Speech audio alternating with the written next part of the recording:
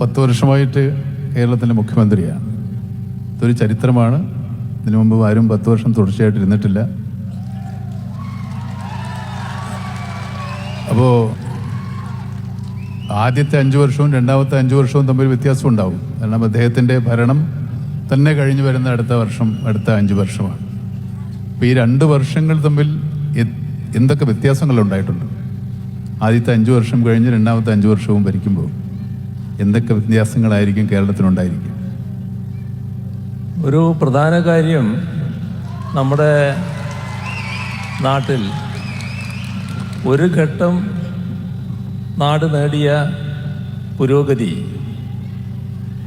2016 മുൻപുള്ള കാലമെടുത്താൽ അതേ രീതിയിൽ നിലനിർത്താനോ തുടർച്ചയുണ്ടാക്കാനോ കഴിയാറില്ല.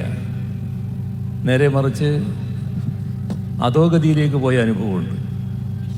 എന്നാൽ 2021 തുടർ ഭരണം സമ്മാനിച്ചപ്പോൾ 2016-21 കാലത്ത് എന്താണോ നടപ്പാക്കിയത് അവ കൂടുതൽ കാര്യക്ഷമമായി മുന്നോട്ട് കൊണ്ടുപോകാനും നല്ല ഫലം സൃഷ്ടിക്കാനും കഴിഞ്ഞു. അതിൻ്റെ ഭാഗമാണ് അതിദാരിദ്ര്യമുക്തമായ കേരളം. വരുമ്പോൾ മുഖ്യമന്ത്രിമാർക്ക് ആർക്കും അഭിമുഖീകരിക്കേണ്ടി വന്നിട്ടില്ലാത്ത ദുരന്തങ്ങളും പകർച്ചവ്യാധികളെയും അഭിമുഖീകരിച്ച ഒരു മുഖ്യമന്ത്രിയാണ്. വെള്ളപ്പൊക്കവും കോവിഡുമൊക്കെ എങ്ങനെ എത്ര മനധൈര്യത്തോടുകൂടി, എത്ര ധൈര്യത്തോടുകൂടി, എത്ര ആത്മവിശ്വാസത്തോടു കൂടി അദ്ദേഹം നേരിട്ടു? ഇതിനൊക്കെയുള്ള ഒരു ധൈര്യം എന്തായിരുന്നു?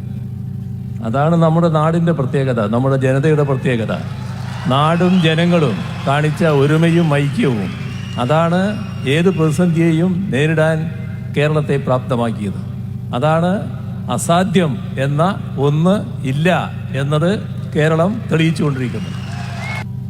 പിന്നെ ഒരു മുഖ്യമന്ത്രി എന്ന നിലയിൽ, ഒരു വ്യക്തി എന്ന നിലയിലും ഒരുപാട് പ്രതിരോധങ്ങളും ഒരുപാട് ആക്ഷേപങ്ങളും പരിഹാസങ്ങളും ഒക്കെ നേരിട്ടിട്ടുള്ള ഒരു മുഖ്യമന്ത്രിയാണ്.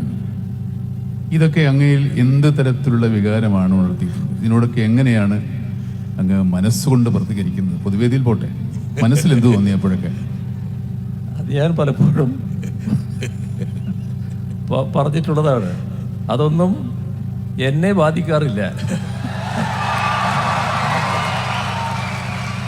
അത് ബോധപൂർവം സൃഷ്ടിക്കുന്ന ചില കാര്യങ്ങളായതുകൊണ്ട് അവരവരുടേതായ വഴിക്ക് പോകുന്നു. അതിൻ്റെ പിന്നാലെ പോകാൻ എനിക്കോ നമുക്കോ നേരമില്ല.